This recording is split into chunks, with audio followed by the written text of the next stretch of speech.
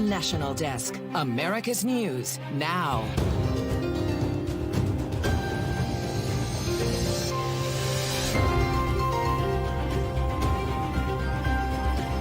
Trump. I voted for Trump. I think he did a great job. What he did before, what he's going to do again.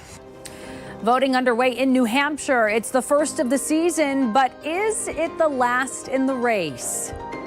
These are ongoing discussions. I wouldn't even classify them as negotiations quite at this point, but ongoing discussions with counterparts about what's in the realm of the possible. Israel and Hamas deny the other's offer. Just ahead, a detailed look at where hostage talks now stand. Then border barrier. Yesterday, the Supreme Court said razor wire along the Texas border with Mexico could be cut. But today it still stands. Why Texas Governor Greg Abbott is doubling down. This is the National Desk, America's News Now. I'm Amira David, and right now, voters in New Hampshire are casting their votes in the first in the nation primary. Polls closing in just about 2 hours, when we will start getting an idea of whether this election will be a true race or if Donald Trump will have the nomination locked up after just 2 states of voting. Both Nikki Haley and Donald Trump don't see the election ending after tonight, regardless of who wins. This has always been a marathon. It's never been a sprint. We wanted to be strong in Iowa. We want to be stronger than that in New Hampshire. We're going to be even stronger than that in South Carolina. We're running the tape. I would never ask anybody to pull out. I didn't ask Ron to pull out. I didn't ask Vivek to pull out. Nobody. But we have great support, and most of the people that pulled out have already supported me, so it's actually quite nice. The National Desk's Brian Crandall is in Nashua, New Hampshire today, speaking directly with voters and their motivation on who to support.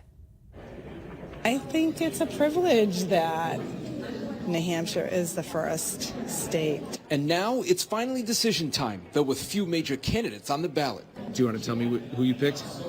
Trump. Why is that? Because when he was president, everything was great. Frontrunner Donald Trump faces only one other Republican left in the field, Nikki Haley. That's who Carolyn Insignia says she voted for. Disappointed, a lot of people dropped out, but that's okay because my candidate is still in it. On the Democratic Party side, President Joe Biden is not on the ballot after he tried to move New Hampshire out of its first in the nation primary spot. But it seems the Biden write-in campaign got its message across. I felt he's the best candidate at this point. I'm not sure he's a great candidate, but I feel he's the best one at this point. Outside most polling places, you'll find ardent supporters trying to sway others.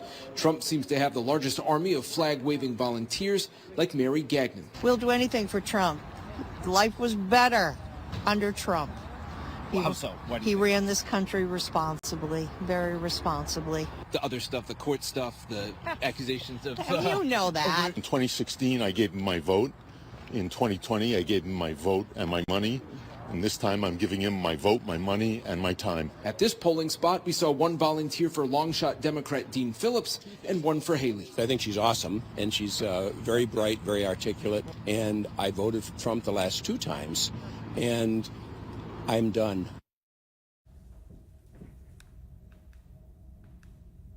And we will have live coverage from New Hampshire later tonight on our evening edition of the National Desk. Until then, you can get real-time updates online at thenationaldesk.com. Heavy rain, snow, and ice are forecast to bring potentially dangerous conditions to several states in the southeast and central U.S. today. Flooding and thunderstorms could hit the Gulf Coast. Flood watches in effect this morning for 6 southern states. Also, ice storm moving into the northeast and Great Lakes region. As many as 14 states today under alerts for ice and snow. This comes after record rainfall in California yesterday. San Diego declared a state of emergency as it got 2.73 inches of rain, the highest daily total on record for January. Flooding prompted dozens of rescues across the county. More rain and snow could hit northern California tomorrow. And checking on travel disruptions today, so far more than 500 U.S. flights have been canceled and more than 3,500 have been delayed. And you can see right here the red indicating the most disruptions. Houston and Chicago, those cities are having some of the worst issues we're seeing in the country today. And after more than 100 days of war, deadly confrontations both in Gaza and Yemen are stoking fears of a bigger conflict in the Middle East. The National Desk's Atra al-Nashar joins us with the very latest. In the middle of the night in Yemen Monday, American and British forces struck 8 Houthi locations. According to the Pentagon, targets included the Iran-backed terrorist group's underground storage and missile and air surveillance capabilities. These strikes were precise, proportionate, and intended to further disrupt and degrade the capabilities the Houthis have been using to threaten global trade and the lives of innocent mariners. The Pentagon says the goal is to de-escalate tensions and restore stability in the Red Sea, where Houthis have been attacking commercial ships in response to Israel's offensive in Gaza. There's no sign yet of any de-escalation. A top Houthi leader posting on X, "Our people do not know how to surrender, and they are fighting to prevent the annihilation and siege of the people of Gaza, and the Americans are fighting and bombing the people of Yemen to protect the terrorist criminal, the Israeli enemy." Last week, President Biden said this. Are the airstrikes in Yemen working? Well, when you say working, are they stopping the Houthis? No. Are they going to continue? Yes. UK Prime Minister Rishi Sunak says the strikes have been effective and they won't hesitate to act again, including steps to cut off the Houthis' funding. We are working closely with the United States on this and plan to announce new sanction measures in the coming days.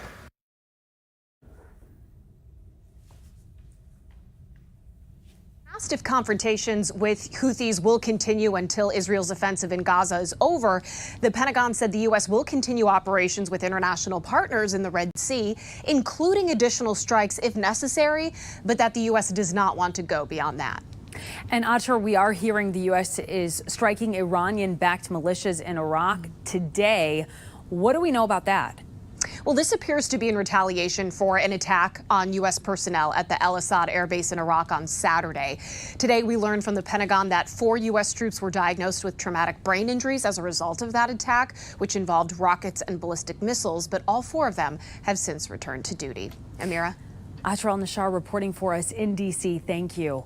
And hundreds of displaced Gazans right now attempting to flee Khan Yunis in Gaza with reports of panic as Israeli bombardment now surrounds the southern city. And it comes as we hear reports of fierce fighting around 3 major hospitals in Khan Yunis where thousands of displaced people are now taking shelter. Health authorities in Hamas-run Gaza reporting 195 Palestinians have been killed in the past 24 hours.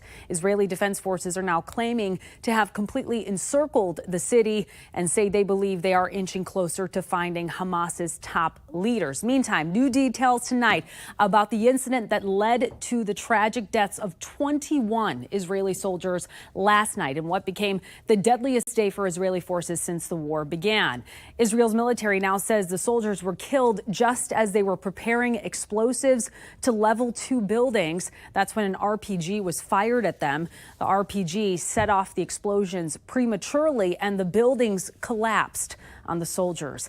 The IDF says it has opened an investigation. And developing now, Hamas reportedly responding to recent hostage release proposals made by Israel as discussions continue on a potential halt in fighting. The Associated Press reporting today that Hamas has rejected Israel's proposal for a 2-month ceasefire in exchange for more than 100 hostages still held captive there. The AP also reporting Hamas will not accept another idea floated that Israel will allow Hamas senior leaders to leave Gaza. Hamas has said it wants a complete stoppage of the war and the withdrawal of Israeli troops. Despite diverging views at this point, the White House today saying discussions are showing some progress. There's a lot of components here, and so I wouldn't describe it as us running up against some kind of obstacle here or a stop or a hard spot. We're just having these active conversations, and hopefully they'll bear fruit. The White House's Middle East coordinator is currently in Cairo to aid in the ongoing discussions. Egypt and Qatar are also playing a huge mediation role. And let's turn now to Joliet, Illinois, where a shooter killed 8 people in the Chicago suburb. Tonight, Joliet police confirming that the now deceased shooter was 23-year-old Romeo Nance and was related to all 8 of the victims. A manhunt was underway after reports of multiple homicides at 3 different locations across Joliet. Nance fled Illinois and then was cornered by law enforcement in Medina County, Texas, an 18-hour drive away. That's where Nance took his own life. Investigators are now working to determine a motive. According to the Gun Violence Archive, this was the 24th mass shooting this year alone. Do the math, that's more than 1 a day. The archive defines a mass shooting as more than 4 people shot in one reported incident, not necessarily by one assailant. So far in this month, 43 victims have been killed and 77 have been injured in mass shootings. And tonight, we are one day closer to the start of a landmark trial that will determine if the parents of a shooter can criminally be held liable for their child's actions. Today, jury selection resumed in the case against the mother of the Oxford, Michigan high school shooter, Ethan Crumbley. Ethan is serving a life sentence without the possibility of parole for the 2021 shooting that took the lives of 4 of his fellow classmates. But prosecutors say his parents, Jennifer and James Crumbley, were negligent by ignoring their son's mental health needs while making a gun accessible to him. James Crumbley is facing a separate trial on the same charges as his wife. That trial begins in March, and they have both pleaded not guilty. Mississippi judges are hearing arguments today on whether the state can permanently strip voting rights away from certain felons. People convicted of at least one of several specific crimes, including theft, cannot vote there. The outcome of the case will determine if tens of thousands of people will be able to vote again. And in North Dakota, a judge has denied a request to temporarily block parts of the state's new anti-abortion law so doctors could perform abortions for health-related reasons. The law as it stands makes performing an abortion at any time a felony. Exceptions do exist for rape or incest, up to 6 weeks of gestation, or to specifically save the life of the mother. The judge ruled the plaintiffs presented no authority for the court to overturn the law. And defamation damages trial, the one against Donald Trump, that is expected to resume tomorrow. It was adjourned on Monday because of a sick juror and one of the former president's lawyers who said she may have been exposed to COVID-19. Trump indicated he would testify tomorrow if given the chance, but couldn't today, considering the New Hampshire primary. It's unclear if he got the postponement for that reason or because of the health concerns. And coming up, how Texas Governor Greg Abbott is responding to the Supreme Court's ruling that the razor wire at the southern border could be removed. Then what the CEO of United Airlines is saying about working with Boeing going forward as the fallout over safety issues continues. And later, legislation to crack down on child abuse advancing in one state, what it would do and what happens next. We'll be right back.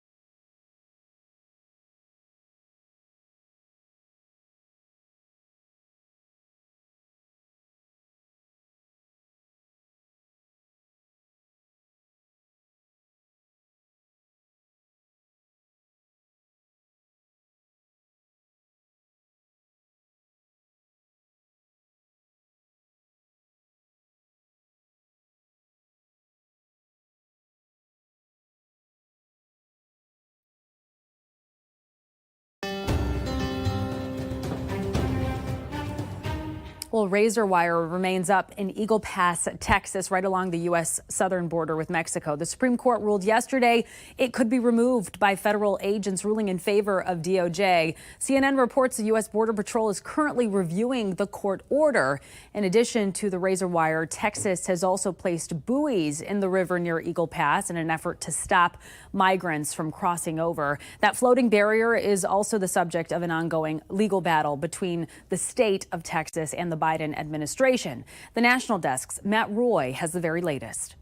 Even though Border Patrol now has the legal ability to cut razor wire on the southern border, you can very clearly see it's still here, and there's a lot of it. Rows of it stifling migrants' attempts to cross and Border Patrol's attempts at doing their constitutional duty in defending the border. The battle between Texas and the federal government is getting close to a breaking point. Just one day after the Supreme Court ruling, Governor Abbott tweeting this out, saying the Texas National Guard continues to hold the line, along with these pictures of the National Guard standing by the razor wire. Instead of removing razor wire, Texas law enforcement was seen putting more up on Tuesday. Meanwhile, the verbal finger-pointing rages on. This administration's refusal to take its responsibility for this crisis, it's pathetic. People on the other side of the aisle have been playing politics with this issue. A week ago, federal officials told Texas law enforcement to vacate Shelby Park and allow Border Patrol access. Now, 8 days later, the park is still occupied. Border Patrol needs access to state land in order to enforce federal law. And most likely the Supreme Court is going to allow to enforce federal law. Law professor Bill Pyatt says if the state continues to ignore and defy the federal government, Texas law enforcement could be held in contempt, facing a fine or even jail time for people who defy federal orders. Pyatt added that while Abbott is right in saying that this battle isn't over, the state of Texas was dealt a huge blow with the conservative Supreme Court ruling against them. In Eagle Pass, I'm Matt Roy. All right, Matt, thank you. And California State University faculty, they are back at work today after their union reached a tentative agreement with the school system. Nearly 30,000 staff went on strike yesterday demanding higher pay. The new deal includes a 5% retroactive raise plus another 5% raise in July. It also increases the minimum wage. Union members still have to ratify the contract. But the percentage of Americans who are union members is at a record low. This is according to new 2023 data. It's now at 10%, down from 10.1% in 2022 and 20.1% back in 1983. The total number of workers in unions did increase, but the workforce grew faster than union membership, and approval of unions was recently at its highest level since the 60s, according to Gallup. The only BMW assembly plant in the U.S. in Spartanburg, South Carolina, will soon have 5-fingered humanoid robot workers training on the assembly line. Look at that. The deal is with AI robotics company Figure. These new workers will deploy over the next 12 to 24 months. No human job losses are expected in that time. Figure CEO Brett Adcock telling Axios they have contracts with other clients, but did not say with whom as of yet. A look into the future. And tonight, United Airlines speaking up as the fallout continues for airplane manufacturer Boeing. The airline's CEO saying on CNBC today that he's, quote, disappointed and frustrated with the company's manufacturing challenges more generally, while casting doubt on ordering Boeing's newest but delayed 737 MAX 10 fleet. On alternative plans. I think this is the straw, the MAX 9 groundings. This is probably the straw that broke the camel's back for us. We're going to at least build a plan that doesn't have the MAX 10 in it.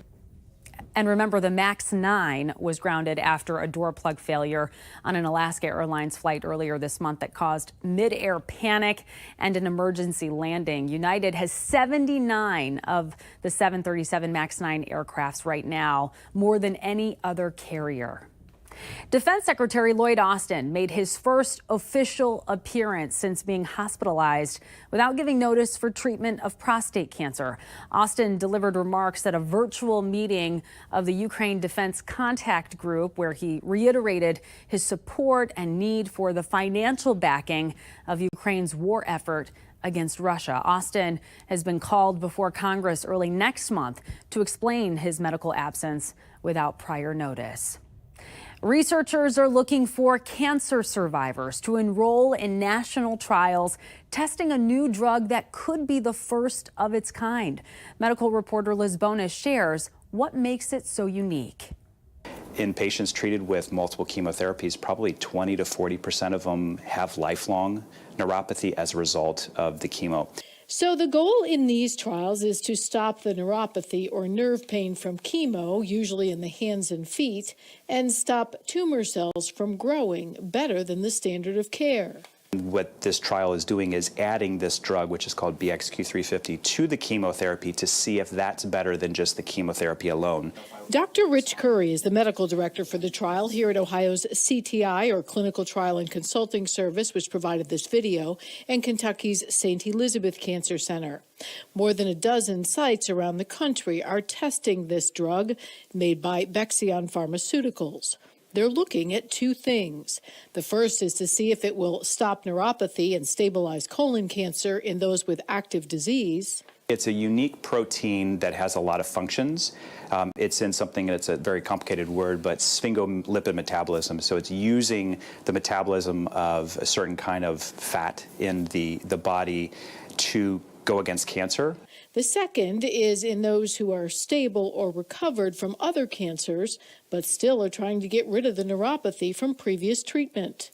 Right now, there are no approved agents to reverse chemotherapy-induced neuropathy. There are a couple medicines we use. They help a little bit, and they just mask the symptoms. You know, to get an agent that can be safe without side effects and actually reverse something would be certainly a first in class for that. And coming up, more rideshare drivers are being hurt or killed while on the job. How new legislation could help protect those workers.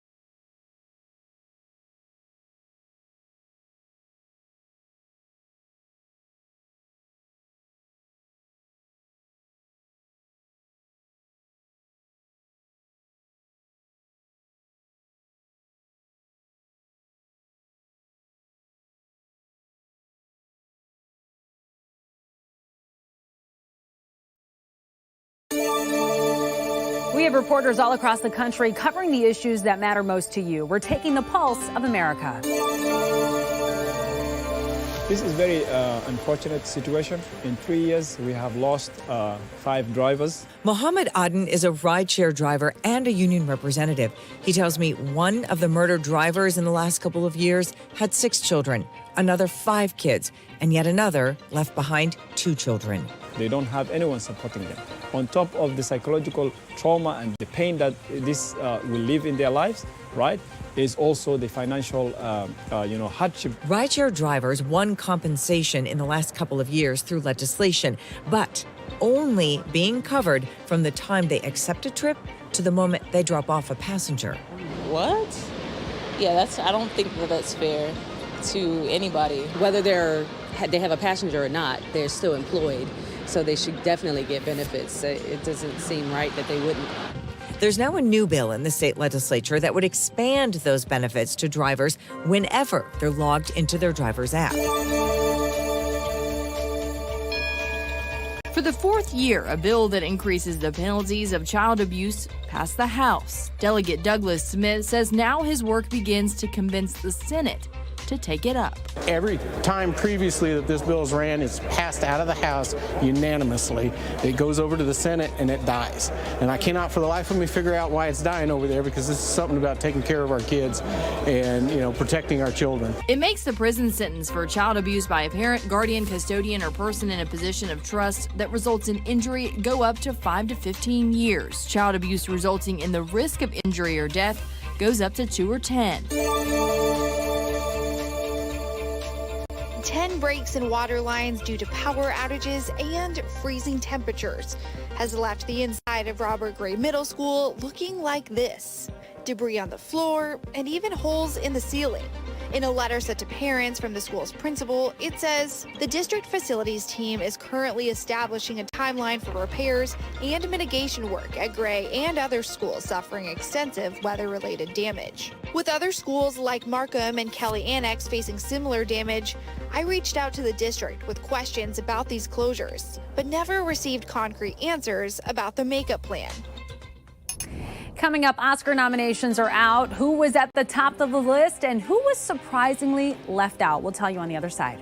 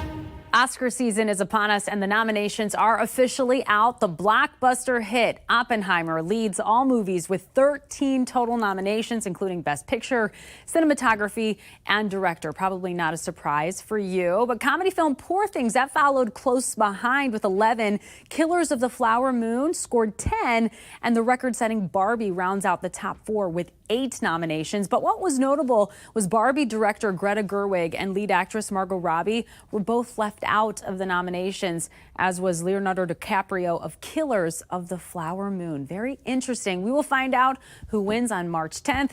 That does it for this edition of the National Desk. We do invite you to join us again this evening for more coverage on America's top stories. I'm Amira David. Thank you so much for watching.